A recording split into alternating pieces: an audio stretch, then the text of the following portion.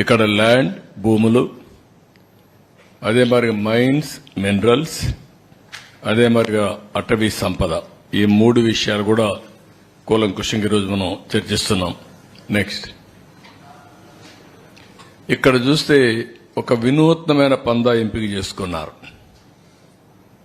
నేరస్తులు, అందులో కూడా ఆర్థిక ఉగ్రవాదులు.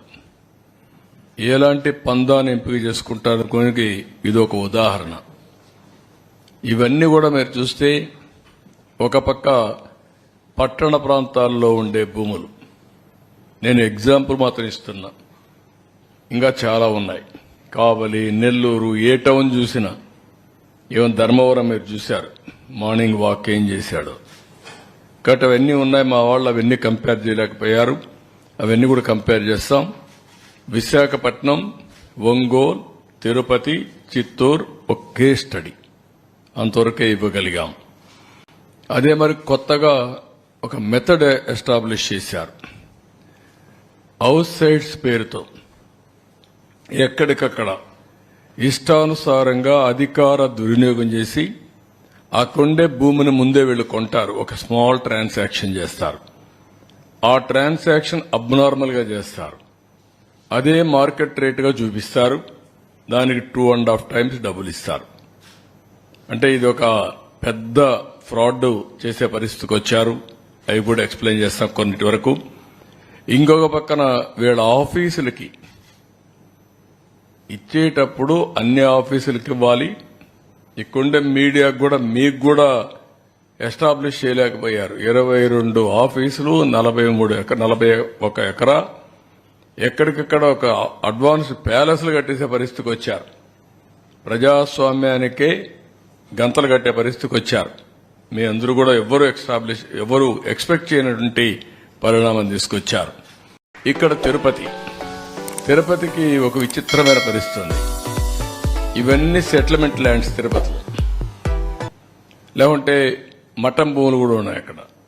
ఈ భూముల్ని ఇష్టానుసారంగా 22A ఉపయోగించి వీడు కొట్టేసే పరిస్థితికి వచ్చారు. మామూలు 1-2 కాదు, మొత్తం తిరుపతి, రేణిగుంట ఏరియా అంతా మీరు చూసి, చిత్తానూరు ఏరియా అంతా మొత్తం కూడా డిస్ప్యూటెడ్ ల్యాండ్, అవన్నీ సెటిల్మెంట్ ల్యాండ్స్. ఇవన్నీ ఇష్ట ప్రకారం కొట్టేశారు. నేను కొన్ని ఎగ్జాంపుల్ మాత్రం ఇస్తున్నా. 4.5 ఎకరాలు కాలువపురంబోక్ చిత్తానూరులో, తిరుపతి రూరల్ మండలం. ఇంకొక పక్కన 27.14 ఎకరాలు గవర్నమెంట్ ల్యాండ్ మంగళం, తిరుపతి అర్బన్. 3.3 ఎకరాలు కుంటపరంబోక్ ఇన్ దామినేడు, తిరుపతి రూరల్ మండలం. 1.33 acres ఆఫ్ కాలువపురంబోక్ ఇన్ చిగురువాడ, నార్త్ కంట్రీగా ఆఫ్ తిరుపతి రూరల్. 12.69 ఎకరాలు land ceiling government land in Surappa Kasam, Renigunta మండలం. 15.28 ఎకరాలు చెరువు ఇన్ కోట్ర మంగళం ఆఫ్ రేణిగుంట మండలం. 7.98 ఎకరాలు ఇది దుర్గ సముద్రం విలేజ్. ఇవన్నీ మీరు చూస్తే దేన్ని వదిలిపెట్టలేదు వీళ్ళు.